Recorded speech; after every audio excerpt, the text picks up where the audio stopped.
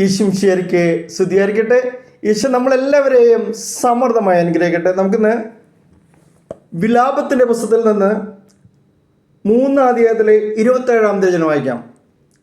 ഇങ്ങനെ എഴുതപ്പെട്ടിരിക്കുന്നു: യൗവനത്തിൽ മുഖം വയ്ക്കുന്നത് മനുഷ്യന് നല്ലതാണ്, അവിടുന്നത് അവൻ്റെ മേൽ വയ്ക്കുമ്പോൾ അവൻ ഏകനായി മൗനിയായിരിക്കട്ടെ.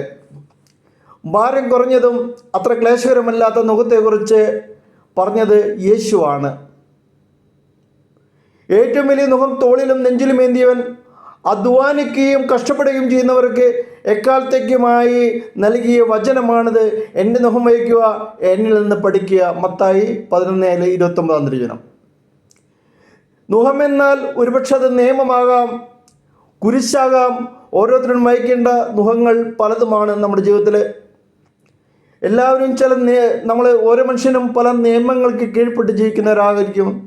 വീട്ടിലും വിദ്യാലയത്തിലും അതിരാലയത്തിലും ദേവാലയത്തിലുമൊക്കെ പല പല നിയമ സംവിധാനങ്ങളുടെ കീഴിൽ ഓരോ മനുഷ്യനും ജീവിച്ചു പോകുന്നു. സ്നേഹത്തിൻ്റെ സാന്നിധ്യത്തിൽ നിയമത്തിൻ്റെ ഭാവം മാറുന്നുണ്ട്. അതിൻ്റെ അസാന്നിധ്യത്തിലോ കർക്കശത്തിൻ്റെ വേലിയേറ്റം ഉണ്ടാവുകയും ചെയ്യും. ചില പാരമ്പര്യങ്ങളുടെ കാലഘട്ടം മുന്നേറുമ്പോൾ നിയമമായി തയ്യാറുണ്ട്. ഗവൺമെൻറ് സംവിധാനങ്ങൾ ചിലപ്പോൾ അത് നിയമമാക്കി മാറ്റാറുണ്ട്. സ്നേഹം ചോർന്നു പോകാതെ പാരമ്പര്യങ്ങളെ സൂക്ഷിക്കുന്നിടത്താണ് മുഖത്തിൻ്റെ ഭാരം കുറയുന്നത്. നമ്മൾ ഈ നോമ്പ് കാലത്ത് ഇപ്പോൾ നമ്മൾ നടന്നുകൊണ്ടിരിക്കുമ്പോൾ നമുക്ക് ചിന്തിക്കാം, യഹോവയെ കൂടുതൽ സ്നേഹിക്കാനും ആരാധിക്കാനും നിയമങ്ങളും ചട്ടങ്ങളും ഉണ്ടാക്കിയവരാണ് ഫരിസേയർ. നമുക്ക് ഓർക്കാൻ സാധിക്കണം. ചട്ടങ്ങൾ മെനഞ്ഞെടുക്കുന്നിടയിൽ സ്നേഹം ചോർന്നു പോയത് അവരറിഞ്ഞില്ല. ചട്ടങ്ങൾ മെനയുന്നതിനിടയിൽ ആ സ്നേഹത്തിൻ്റെ ചോർച്ച അവർക്ക് തടയാൻ സാധിച്ചില്ല. നിയമപ്രകാരം തന്നെ സ്നേഹത്തോടെ നിയമങ്ങൾ ചേർത്ത് വെച്ചാൽ മുഖത്തിൻ്റെ ഭാരം കുറഞ്ഞിരിക്കും. ഒരു തച്ചനെന്ന നിലയിൽ ക്രിസ്തു ഏറെ മുഖങ്ങൾ ഉണ്ടാക്കിയിട്ടുണ്ടാവാം. ഒഴിവു മൃഗങ്ങൾക്കുള്ള മുഖങ്ങൾ അടിമകളായ മനുഷ്യരെ ഈ മൃഗസമാനം ഒഴിവാൻ ഉപയോഗിക്കുന്ന കാലമായിരുന്നു ആ കാലഘട്ടം. മറ്റ് ആശാരിമാരൊക്കെ മുഖങ്ങൾ നേരത്തെ കടഞ്ഞ് എടുത്തു വയ്ക്കും. ഒരു പൊതു കണക്കിലുള്ള കഴുത്തിൻ്റെ വലിപ്പവും പാകമാവാം അതിനുണ്ടാവുക. എന്നാൽ ക്രിസ്തു എന്ന ആശാരി ഉരുക്കളെ കാണണമെന്ന ശഠിക്കും. എന്നാൽ ക്രിസ്തു എന്ന ആശാരി ഉരുക്കൾ കാണുന്നത് ശഠിച്ചത് കൊണ്ടാണ് അവൻ കുരിശിൽ ആളുകൾ അന്നുഖം അവൻ വഹിക്കേണ്ടി വന്നത്. ഈ മുഖം ഒരു ഉരുവിനെ നോവിക്കാൻ അത്ര എളുപ്പമല്ല. എന്താണ് ഇതിനർത്ഥം? നമുക്ക് സഹിക്കാവുന്നതിലപ്പുറമായുള്ള ഒരു മുഖം ഒരിക്കലും നമുക്ക് തരത്തില്ല. ഓരോരുത്തർക്കും ഇണങ്ങിയതും ഏറ്റവും ചെറുതുമായത് ലഭിക്കൂ. രക്ഷകന്റെ തോളിൽ നൽകപ്പെട്ടത് അവന് ഇണങ്ങിയ മുഖം തന്നെയാണ്. മുഖം വഹിക്കുക എളുപ്പമാകുന്നു. അത് ക്രിസ്തു എന്ന ആശാരി നിർമ്മിച്ചതാകുമ്പോൾ ഓരോ ജീവിതാവസ്ഥയിൽ കഴിയുന്ന 2 പേര്, വിധവകളും 2 കുട്ടികൾ അമ്മയുമായ ഒരാൾ, പരാതിയുടെയും പരിദേവനതയുടെയും കൂട്ടാളിയാണ്. തനിക്ക് നൽകപ്പെട്ട മുഖം എത്രയോ ഭാരമേറിയതാണെന്ന ഗേയത്തിലാണ് അവൾ. ഭർത്താവ് തന്നെ തനിയാക്കി കടന്നു പോയിരിക്കുന്നു. ജോലി ചെയ്ത് നടുവൊടിഞ്ഞു. 2 പെൺകുട്ടികളെ കെട്ടിച്ചു വിടണം. എന്തൊരു ഭാരമാണെന്നോ എനിക്ക് തന്നിരിക്കുന്ന മുഖം. രണ്ടാമത്തെ ഒരാൾ മുഖം തരുന്ന ക്രിസ്തുവിലേക്ക് നോക്കുന്നു. ഭർത്താവ് പോയെങ്കിലും കൂട്ടുകിടക്കാൻ 2 പെൺകുട്ടികളുണ്ടല്ലോ. ജോലിയുള്ളത് കൊണ്ട് പട്ടിണിയില്ലല്ലോ. മുംബൈ പോയ ഭർത്താവ് കുടുംബത്തിനായി പ്രാർത്ഥിക്കുന്നുണ്ടാകുമല്ലോ. തനിക്ക് ചേരുന്ന മുഖം തന്നെയാണ് കിട്ടിയത് എന്ന് അവൾ ആശ്വസിക്കുന്നു. എന്ത് എളുപ്പമാണെന്നോ തനിക്ക് ചേരുന്ന ഈ മുഖം കിട്ടിയല്ലോ എന്ന് അവൾ ആശ്വസിച്ച് അവൾ സ്വന്തമായിട്ട് തന്നെ ന്യായീകരിക്കുന്നു. ജീവിത മുഖങ്ങൾ ഏറ്റുവാങ്ങാത്തവർക്ക് കുരിശിൻ്റെ വഴിയെ യാത്ര ചെയ്യാനാവില്ല. പ്രിയമുള്ളവരെ, സ്നേഹിക്കുന്നവർക്ക് സ്നേഹിക്കാൻ ഏറെ കാരണങ്ങൾ, വെറുക്കുന്നവർക്കും അതിൻ്റേതായ കാരണങ്ങളുണ്ടാകും. മുഖം മധുരമാകുന്നു. അത് ഉപയോഗിക്കേണ്ട രീതിയിലാണ് വ്യത്യാസങ്ങൾ വരുന്നത്. ചിലർക്ക് കയ്ക്കുന്നത് മറ്റു ചിലർക്ക് തേനിനേക്കാൾ മധുരമാണ്. ഒരേ സ്രോതസ്സിൽ നിന്നിട്ട് മധുരവും കയ്പും സ്വീകരിക്കുക സാധാരണമാണ്. മുഖം മധുരതരമാക്കാനായിട്ട് നാം ആർക്കൊപ്പമാണ് വായിക്കുന്നതെന്ന് ഇത് നമ്മൾ തിരിച്ചറിയുക. നുഖത്തിൻ്റെ ഒരു ഭാഗത്ത് ഞാനും മറുഭാഗത്ത് ക്രിസ്തുവും ചേരുമ്പോൾ നുഖം വഹിക്കുക എളുപ്പമാകുന്നു. അത് മധുരമായ ഒരു അനുഭവമായി മാറ്റാൻ സാധിക്കുന്നു.